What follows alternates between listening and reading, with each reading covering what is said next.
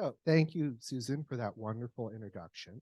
So my talk is Supernatural Spaces, How Design Sets the Scene in Popular Culture. Something a little different than our normal lecture, so I hope you enjoy it. So we're going to start out by closing our eyes and imagine the kind of a house that a vampire might live in, the kind of house you might find a witch, or the kind of house some ghoul or ghost might haunt. And now you can open your eyes. And if you pictured a house like this, or like this, or like this Second Empire Victorian in Hudson, New York, there are reasons. In today's program, we will explore how each of these styles became associated with supernatural in popular culture and how film and television use architecture and design to project character and personality. Let's start with this iconic 1946 cartoon where the Addams family introduced carolers to medieval siege techniques from the tower of their Second Empire home. The Addams family has thrilled and chilled Americans for over 80 years since the New Yorker magazine published the first cartoon in 1938. Homes like this were around 80 years old when this cartoon was published. Having fallen from fashion at the start of the 20th century, they could be found all across the United States in various states of neglect, decay, and outright abandonment by mid-century. And in 1964, the sinister cartoon family and their home were brought to life in a live-action television program.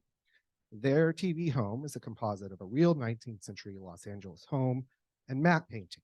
The painting added the characteristic mansard roof, shutters, peak dormers, and ornamental ironwork from the print cartoons. You'll also notice the addition of an overgrown garden and a weedy sidewalk, signs of neglect that many of these homes suffered in real life at the time the TV show was made. Here's the actual house without the matte painting.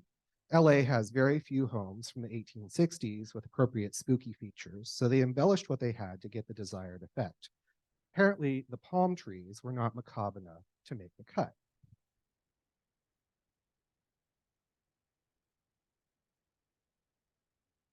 The Addams family are an old money family who enjoy the benefits of generational wealth, and it shows inside their very Victorian interior.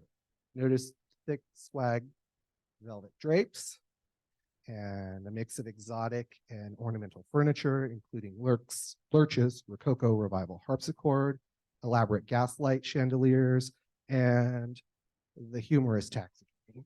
Like many 19th century homes, their home is a museum of decorative arts and natural history. The TV show was shot in black and white, adding to the gloomy atmospherics. But in front of the camera, the set was actually a riot of cheerful color. This shows how different our perception of historic interiors would be had they been recorded in color. In the 1990s, a series of Addams Family movies carried on their story in glorious color. The production crews closely followed the original cartoons in recreating the now iconic home for the silver screen, including an opening scene restaging the boiling cauldron moment from the 1946 cartoon. In the film, the Addams family has a dark and atmospherically lit interior with many design history references. So notice the Charles McIntosh chair here in the background, stained glass, and we've got lots of dark wood, dim Edison bulb lightings, and a variety of oil lamps, and wallpaper based on Gustave Doré's Dante's Inferno. And despite their sinister antics, the Addams family are cosmopolitan and multicultural. Think of Morticia and Gomez's sultry French and Italian conversations. Their homes, like many real Victorian parlors, showcase the family's world travels, art connoisseurship, and sensual living. The Addams family are the antithesis of the stereotypical suburban American family, with its white picket fence and long manicured lawn, insulating it from the wider world. The two films use architecture and design to visually communicate this contrast between the peculiar but ultimately wholesome Addams family values and the normative but repressive values of their antagonists. Their neighbor, Judge Womack, lives in a colonial revival, a style heavily drenched in rosy retrospection for a supposedly more simple and pure, but ultimately mythical American past. In the first film, satirizing that reverence for early American history is a subtle, mostly visual subtext. In the second film, it becomes an explicit part of the script when the Addams children are forced to attend a summer camp patronized by wealthy wasps in expensive polo shirts, sport jackets, pearls, gold, and Laura Ashley cabbage rose print, who worship these pilgrim myths without irony or self-reflection. These wasps are blissfully unaware that their early 1990s bling would be condemned by actual pilgrims. Suffice to say, the wasps and their delicate American mythology were no match for Wednesday Addams' infamous Thanksgiving reality monologue and her box of matches. The other subplot of the movie focuses on the gold-digging Debbie Jelinski and her attempts to steal the Addams family fortune by marrying, then attempting to murder, Uncle Fester. Using his fortune, she creates a white and pink frilled beau chateau decorated in what I like to call the Louis real estate developer from Queens style. This decor, like Debbie, is fake and brassy. Her home shows that although money can buy you ample gilding, a coherent and elegant style is much more elusive. Thankfully, Debbie and her monument to interior desecration both need a pyrotechnic demise. The Addams Family was not the only media franchise to use Second Empire and other Victorian home styles. This period in architecture was used from the 1940s throughout the 1980s to illustrate horror stories from more literary authors like Ray Bradbury and H.P. Lovecraft. And it was also used for an entire genre of pulp gothic romance novels with covers depicting female protagonists fleeing foreboding 19th century homes, always in diaphanous nightclothes. Many of these pulp novel covers were based on real houses. This one was modeled on the famous Westerfeld house that sits on the northwest corner of Alamo Square, and my house is somewhere back there. And many of you may recognize this 1850s period room from the Brooklyn Museum, which served as the basis for this novel's cover. And the photo on the right shows the room's more recent, more historically accurate wallpaper and lighting installation. Our next film is The Witches of Eastwick. The film doesn't dwell on the witches' homes, so let's look at the homes of their two antagonists instead. We'll start with the devilish mysterious Devil Darrell Van Horn, shown here on the left. In the film, the fictional Lennox mansion, an impressive Stuart Revival pile, has long been abandoned until Van Horn, a stranger to the small New England town of Eastwick, arrives with plans to renovate and live in great style. And in reality, this home is the Crane Estate in Ipswich, Massachusetts, completed in 1924 to a design by Chicago's David Adler, with landscaping by none less than the Olmsted brothers. It's a great example of one of the last sumptuous Gilded Age American country estates. And the house and its grounds are a glorious backdrop against which to live in unbridled 1980s opulence. Van Horn's provocative talk and lavish materialistic lifestyle naturally draw the town's attention, and not in a good way. These grand spaces, which are real interiors in various buildings in New England and California, are modeled on British country houses and French chateaux, which demonstrate Van Horn's vainglory and material excess. Americans have always been simultaneously seduced by French luxury, the gilded marble palaces, fine wine, the cuisine, and the haute couture. Yet we are also deeply skeptical about stereotypical licentiousness and the haughtiness of the French aristocracy and demi-monde. The three witches, drawn in by his outsized personality, befriend Van Horn and begin to spend more time in the fictional Lennox mansion. And in the shadow of his luxury, a grand mixture of French and Italian antiques, they quickly begin to open themselves to their sensuality and discover their power as witches and the delicious decadence of 1980s decor. Amidst small-town New England's prim, austere simplicity, such decadence arouses comment and furor from the locals, represented by this town square church. The church used in the film is the first parish meeting house of Cohasset, built in 1746, now the first parish Unitarian church. An ardent churchgoer, Felicia Alden, who styles herself as a beacon of religious morality, is quick to condemn both Van Horn and the three witches. Fully convinced of her righteousness and armed with the rhetoric of satanic panic and saving our children, she exemplifies the kind of sanctimonious crusader ever present in American life and politics. Like the judge in the Addams Family film, she also dwells in a home that harkens back to the early days of the Republic. The Arden home, down here, is an imposing federal mansion with orderly symmetry, Palladian rules, and early American decor, where a scattershot mix of antiques and reproductions speak more to a nostalgia for a fabricated ye olden days than a collector focused on aesthetics or historical accuracy. And like the summer camp wasps, she has a fondness for pearls and Laura Ashley capped rose. In the end, both the sulphurous Van Horn and the sanctimonious Felicia get their just desserts at the hands of our trio of pre-Raphaelite witches. Our next film, it really requires no introduction.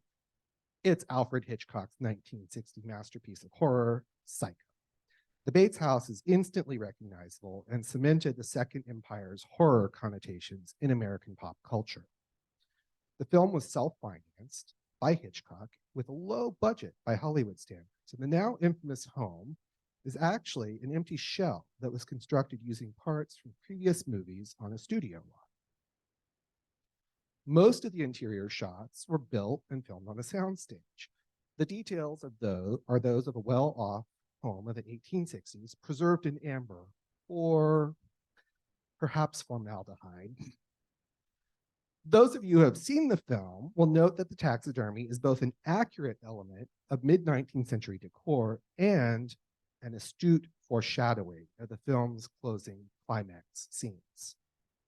And despite the modest exterior and remote location of the Bates home and motel, the furnishings are somehow all high-quality pieces from the 1860s and 1880s. Take particular note of the marquetry on the bed, the fine carving on the pedestal. And let's take a quick closer look at this fireplace seen in the bedroom. Perhaps you recognize it. The fireplace was part of Governor Latham's commission to Herter Brothers for a complete decorative scheme for his estate, Thurlow Lodge, just south of San Francisco. Here we see the dining room and the home, and the mantle that we see here is actually in the collection of our own very DeYoung Museum. The Bates fireplace was in the music room. And unfortunately, there's no photos of the music room, but it does match these two documented pieces that are now in the collection of LACMA. And when the contents of these California mansions were liquidated for a pittance in the 1920s to 40s, much of this furniture was purchased by Hollywood studios and set decorators. Observant eyes will see these and other pieces like them appear in various movies from the 1920s onward. And in the late 80s to 2000s, as studios started to realize what they had, many were sent back to the auction houses with dramatically higher prices.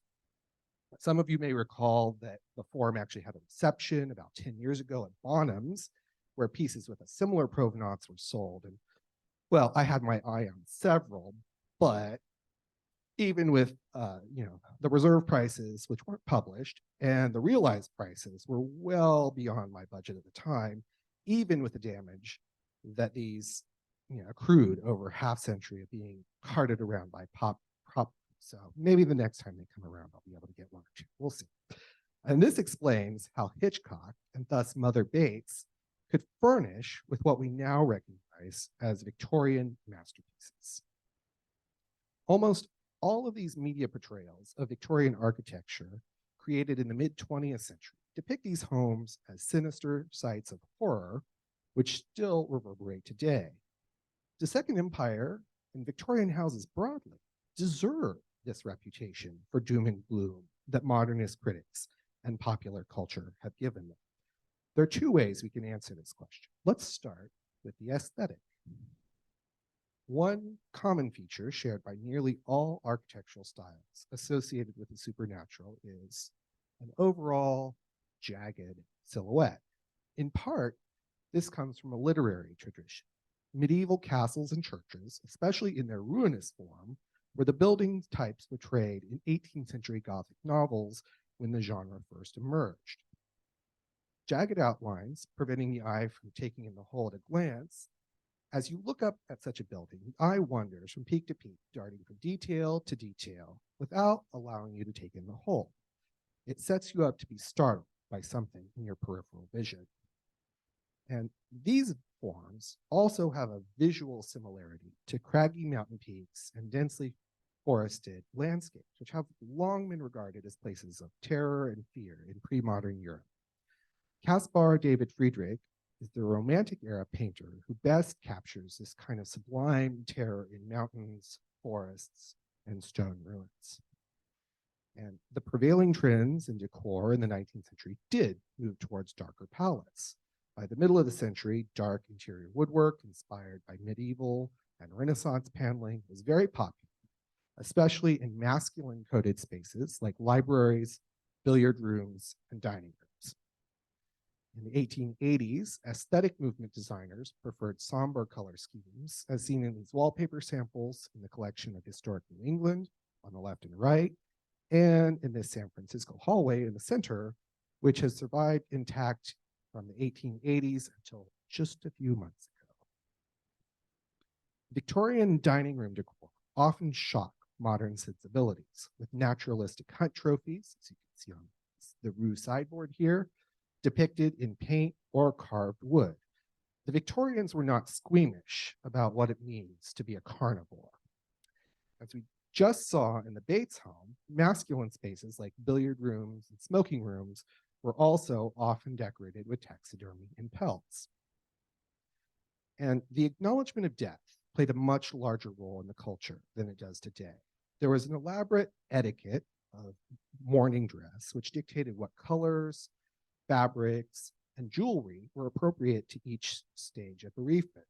And there were also rules about the duration of mourning based on how closely you were related to someone, and when one could transition from the black of full mourning to the purple of half mourning.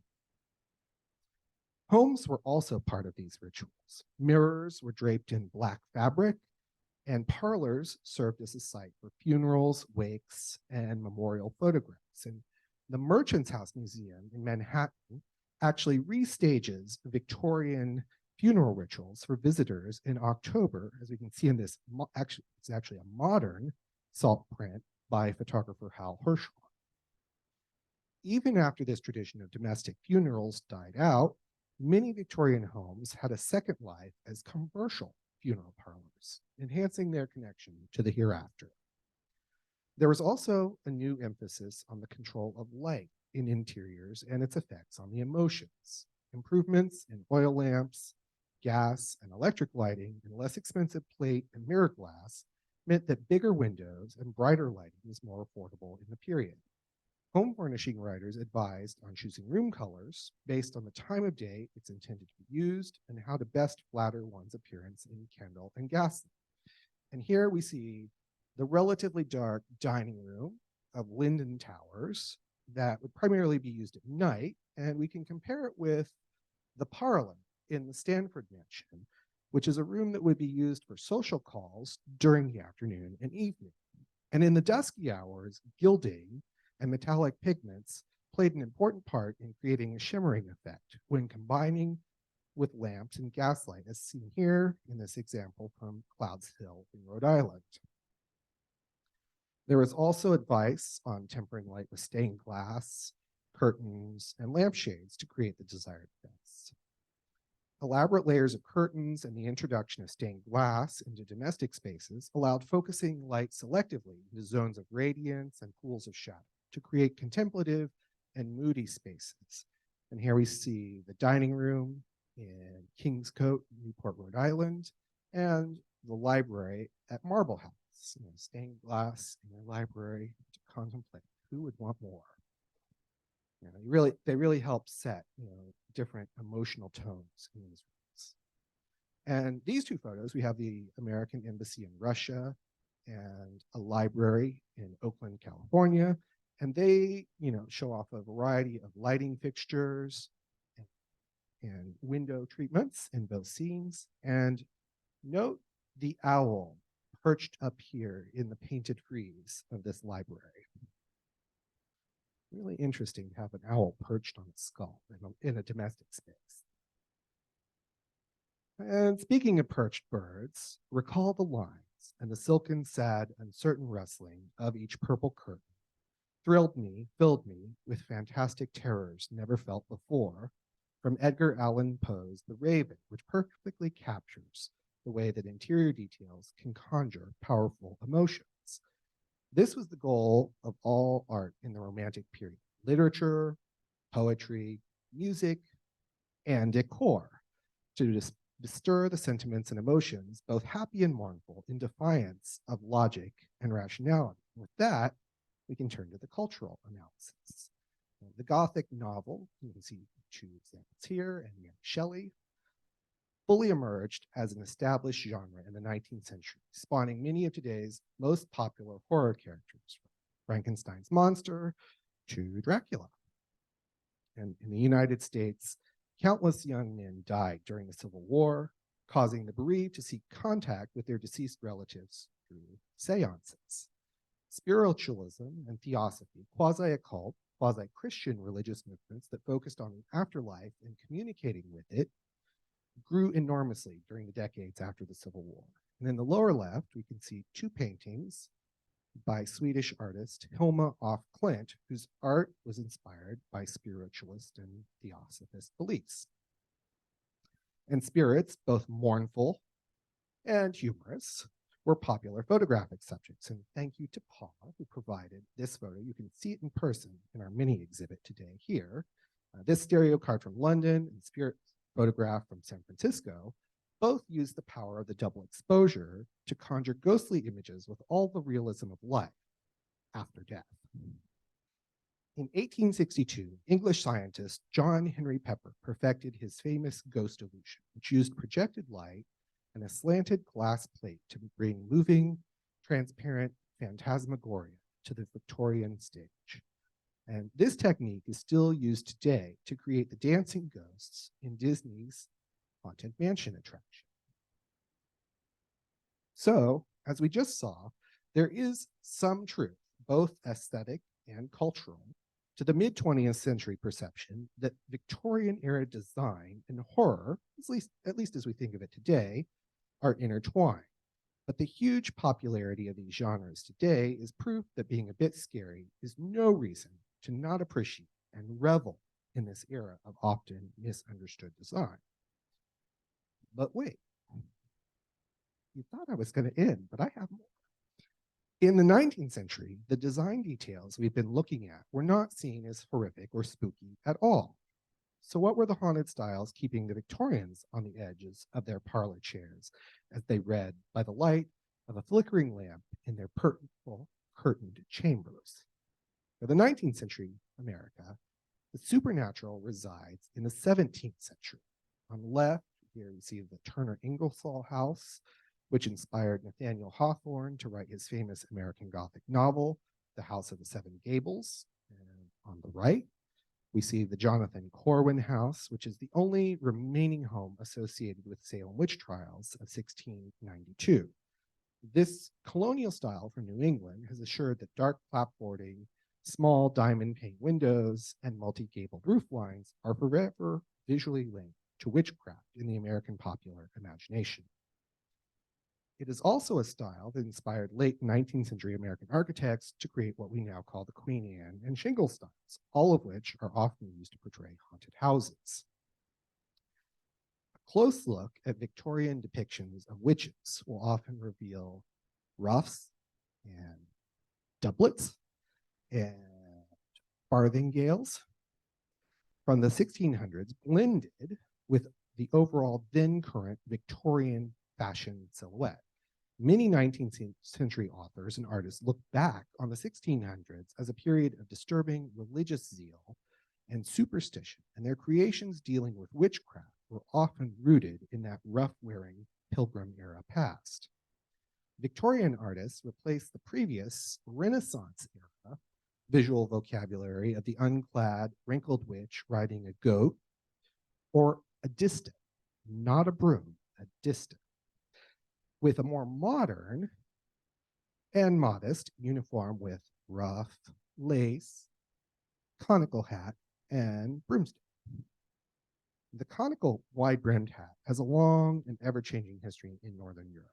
Several Bronze Age hats made out of elaborately decorated sheet gold, see here, were excavated on the continent in the 19th and 20th centuries and are thought to be pagan solar cult objects. And skipping forward in the 17th century, the hat shape was a popular fashion that had minimal associations with magic or witches, as we see here in this aristocratic 1675 portrait of Mrs. Salisbury. And black was a highly fashionable color and expensive due to the dye materials and labor costs. The fashion for black was widespread, but it was particularly popular with Puritans, Quakers, and other somber Protestant religious sects, as it allowed subtly demonstrating wealth while adhering to clerical demands for modesty and restraint. And as previously mentioned, these Pilgrim era fashion details became part of the image of the witch in the 19th century, as you can see in these greeting and trade cards here. But the ruffs and lace eventually faded out of the 20th century witch imagery, leaving only the color black, the hat, and the twiggy broom as the symbols of the witch. And unlike the discarded neck ruff, Puritan era New England architecture continues to be associated with witches well into the 21st century. Our first example is the entirely fictional Spellman House from the chilling adventures of Sabrina. And the house's double staircase is actually a really interesting visual metaphor for the choice that Sabrina, who's an orphaned half-witch, half-mortal, has to make between the mundane world and the magical, immortal world of the occult. Second example is the Sanderson Cottage from Hocus Pocus, a Disney film about a trio of technology-baffled witches who run amok in 1993 after being revived from their execution in Salem in 1693. And The Witch from 2016 perfectly captures the grim in Pilgrim. Unlike the mythical pilgrims revered by the antagonists of the Addams Family and the witches of Eastwick that we saw earlier, this is not a rose-tinted portrayal of Puritan culture. Instead, it presents the hard and uncomfortable reality a religiously zealous family must face when exiled to the wilderness due to doctrinal disagreements with their Puritan leaders, who, as you can see here, see the world exclusively in black and white. The film's color tonality mirrors this worldview, so stark and starved of sensual delight that even the whispered promise of a taste of butter is enough to tempt wayward souls to perdition. Thematically, early Gothic novels are all about some form of corruption that is passed down through the generations, where an ancestor's malicious actions bring haunting, curses, or madness down on their descendants. It's true for Hawthorne's House of the Seven Gables, and it's equally true of Psycho. The homes in these Gothic tales are always 3 to 4 or more generations older than the story setting and usually the author. An architectural style must experience a fall from fashion and abandonment before it acquires the patina a supernatural story requires. And in Europe and Britain, The ruins of the medieval period are what excite the ghostly imagination. And indeed, one of the early Gothic revival jewels from the middle of the 18th century, Strawberry Hill, was built for Horace Walpole, see here, an avid collector and antiquarian who also happens to be the author of the first English language Gothic novel, The Castle of Otranto, which we saw in the chart on the earlier slide. And although Strawberry Hill is a more fanciful wedding cake Gothic than an accurate revival, it was an exuberant first step in a movement that would dominate 19th century architectural discourse. In what style shall we build? Was the question that all architects and critics were asking throughout the 19th century, especially in regards to religious structures. And for architects like Augustus Welby Northmore Pugin, that was his name, architect of the Palace of Westminster, it's him down here, and Eugène Viollet-le-Duc, who was the 19th century restorer of Notre Dame. You see him in two great pictures here. There was only one correct answer, and that's the Gothic. According to them, the Gothic style was the only true and correct style suitable for a Christian society. Here we see the frontispiece of Pugin's Contrasts, which compares classical architecture against the Gothic, reading, "They are weighed in the balance and found wanting." By wanting, he means the classical is found wanting. For these critics, the pagan origins of classical architecture made it unsuitable for ecclesiastical usage. Here, Pugin illustrates how ridiculous and anorexic a steeple, which, remember the parish church earlier, looks when grafted onto an otherwise emphatically horizontal classical building. In contrast, the Gothic cathedral and its pinnacles elegantly strive towards heaven. And Pugin and Viollet-le-Duc would turn over in their crocketed encrusted graves if they went to the movies today, because despite their best efforts, filmmakers have utterly rejected their efforts to make Gothic the style of upstanding morality. Instead, in fantasy films and novels, Gothic architecture is the de facto style of evil and villainy. Here we're looking at a still from the 2002 movie, The School for Good and Evil. It's on Netflix if you want to watch it later. If you haven't seen it, it's okay. The movie follows two friends who are transported to a magical school with two competing campus halls. The first, which we see here, uses Gothic structure, pointed arch ornaments, and grotto shell work to create a dark abode where aspiring fairy tale villains learn the intricacies of evil and malevolence. And in contrast, the School of Good, where fairy tale princes learn the fine art of chivalry and looking pretty while being rescued, is decked in a pastel fusion, Art Nouveau and Belle Epoque classicism, the exact style taught by the famous Parisian school, the École des Beaux-Arts, that Viollet-le-Duc rebelled against, and several of our most famous American architects attended. And you may have noticed that there's been barely any mention of 20th century modernism. There's a reason for that. Open floor plans and glass walls with no long, dark hallways to creep down or doors to creep are just not suitable for ghosts. They let too much light in for vampires, and a witch's cauldron just doesn't feel right on an avocado green or a stainless steel stove. The transparency of modernist homes work against the slow unveiling of the unseen to build suspense that horror films require. Yet modernist homes are old enough now to have crept into the horror film genre with some creative reimagining of haunted house tropes. But there's one genre where modernism has a strong foothold. The brutalist bunker is the natural habitat of the 20th century supervillain. who threatens humanity with world-destroying weapons that would make Ragnarok or the apocalypse look like a cakewalk.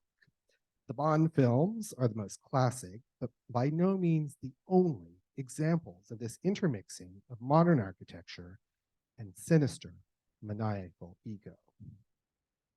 We also see brutalism used in a subtle and nuanced portrayal of a complex villain hero, like the fictional symphony conductor Lydia Tarr, a humble child from suburban Staten Island who rises to the pinnacle of classical music, conducting the Berlin Philharmonic. The film opens with her high-flying jet lifestyle as she private jets between New York and Europe. The key scenes are set in the Berlin Philharmonic and a taut, brutalist apartment she shares with her wife and daughter. In reality, the concert hall is actually in Dresden, not Berlin, but the apartment, the Sammlung Boros, is a World War II era air raid bunker that was renovated in the 2000s into an art gallery and the penthouse that we see in the film. And the penthouse, with its strict grids, meticulously ordered storage, hard-edged concrete, and highly curated minimalist decor, is a visual metaphor for Tar's tightly orchestrated professional life and controlling personality. But this strict order quickly collapses into mania and despair when a small series of missteps and infidelities planted by her unchecked ego grow beyond her control and undermine all her achievements and position. Don't know if we can blame it on the architecture, but I'll leave that up to you to decide. The Billionaire Genius with Questionable Morals is an American classic, especially after science fiction turned towards the dystopian and the cyberpunk in the 1980s. They always have a fabulous layer with an expansive vista that proclaims their above the law attitude and demented ambition. Both Blade Runner films feature this character type with the visuals to match. Here we see the penthouse of Eldon Tyrell, founder of the Tyrell Corporation, who makes enslaved human clones to build space colonies and just normal business. The penthouse here has notes of Frank Lloyd Wright, Art Deco, Egyptian temples, and mastaba tombs. The sequel, Blade Runner 2049, depicts the even more brutalist layer of Niander Wallace, who is Tyrell's corporate successor. The reflecting pool at the top is an ostentatious display of wealth in a future where clean water is a priceless luxury. And the long stair at the bottom has a strong visual resonance with the Grand Gallery in Khufu's Great Pyramid at Giza. Both films focus on mortality, immortality, and what makes human life human, the key religious concerns of the ancient Egyptians. And for all these characters, brutalism is the only style that visually mirrors their ego and willingness to crush others under their feet to rise to the top of the pyramid. In closing, I hope you've enjoyed the stroll through the haunted corridors of architecture and the occult messages embedded in decor on the silver screen. Hopefully, we all have a long future ahead of us exploring the infinitely interesting universe of design history. Thank you.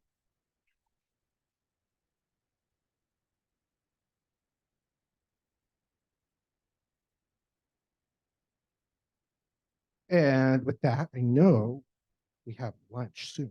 We have 15 minutes for questions.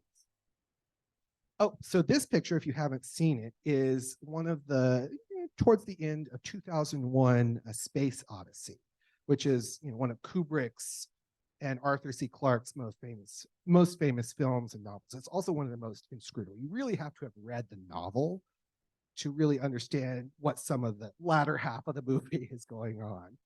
But it's really wonderful because it just shows the infinite flexibility of French interior decor. As we saw in the mansion earlier, it can be vainglory, excess.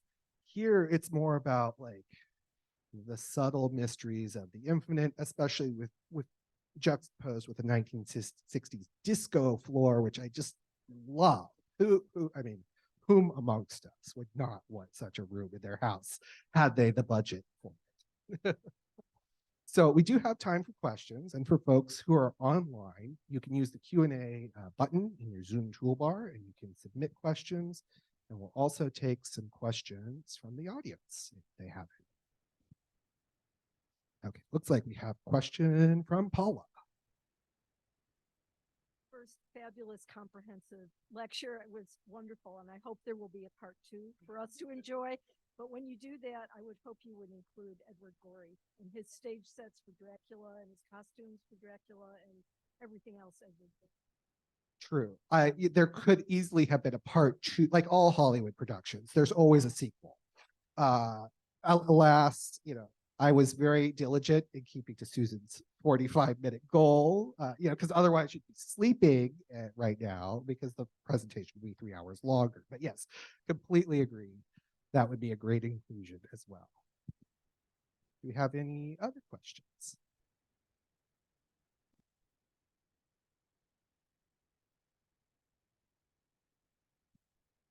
Is there an emerging architectural style that Hollywood is drawing on for mystery? And I guess you're saying, as we look toward the future and AI and chatbots and all of this stuff, is there an emerging architectural style that's kind of match that?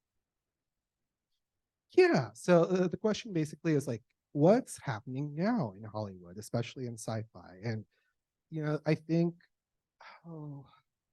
there's a few directions that you can go there. One is like if an Apple product were an interior, is a lot of what we see in Hollywood productions today. There's kind of a rounded edged minimalism.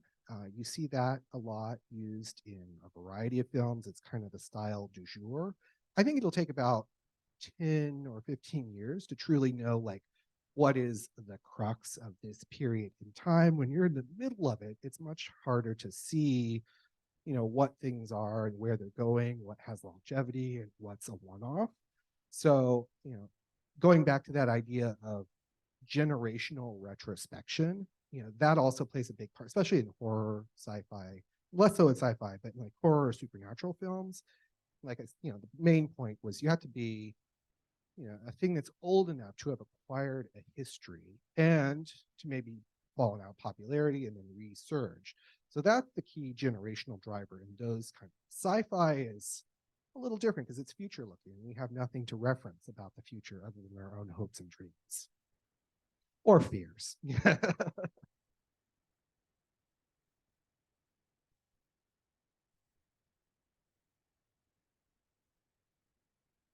Thank you. One quick comment also was in the last segment, you showed the buildings, Dr. Evil and the Bond. And that was an introduction of commercial, that and the tar bomb shelter were introduction of commercial buildings and commercial building spaces rather than the historic lineage of the residential building. So I think that was interesting. Yeah, that's completely true. And that's something that really starts to happen in the real world in the 1970s when you think of Soho lofts, being turned into artist residence. And, it continues today. Obviously, Soho at this point is completely gentrified. There's no real industry left there. But in other parts of the country, that phenomenon of turning disused commercial buildings into domestic space is happening as we speak, including in San Francisco, where there's a lot of talk about empty office buildings and what the bleep will we do with all of that square footage that's no longer making anybody any money.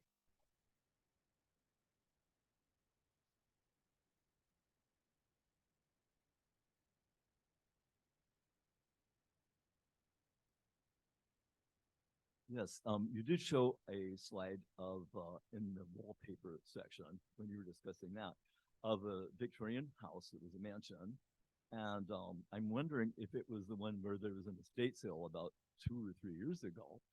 It was on Alamo Square, and it was near the Rettlinger Brune mansion.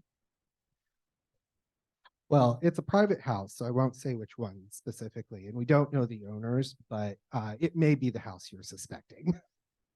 It is on Grove Street, I'll say that. Any other questions? Oh, yeah, of course. Yeah, let's take a look back at that. Way back here.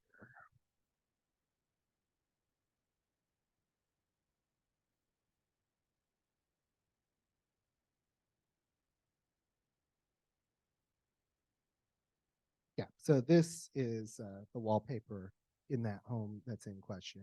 And yeah, sadly, the owner, who was a very good caretaker, passed away, and within about the last 2 years, and the house has since changed hands. So that's, another reason, if you have a historic house, make sure you're making ample provisions for its protection and longevity, especially if it has original features that are worth preserving, because interiors are not protected by any kind of historic preservation laws pretty much anywhere in the country.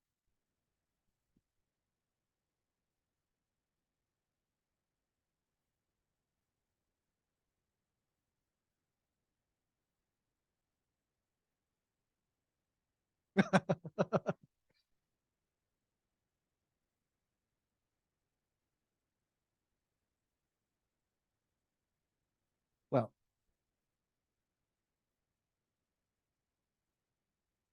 thank you. And I'm so glad that you think that. And that is, in fact, the perfect transition to remind folks that if you are a paid ADAF member, an archive of all of our recent talks are actually available on YouTube. And this one I'll probably make available for free, so people, because I'm the author and I can do that. So this one will be available on YouTube, but all of the other archives are available online through our website. And if you check your newsletter, you'll find that there's a video code. And I want to remind everybody that the dues renewal period starts January 1st, 2024. So hop on that website or get your checkbooks out and make sure that you have renewed, because Susan has been working hard putting a great season together for next year. And we have several interesting receptions and trips already lined up for all of you to reward you for supporting the organization. So thank you for that. And with that, I think we can probably close and get to having our anniversary luncheon. Thank you.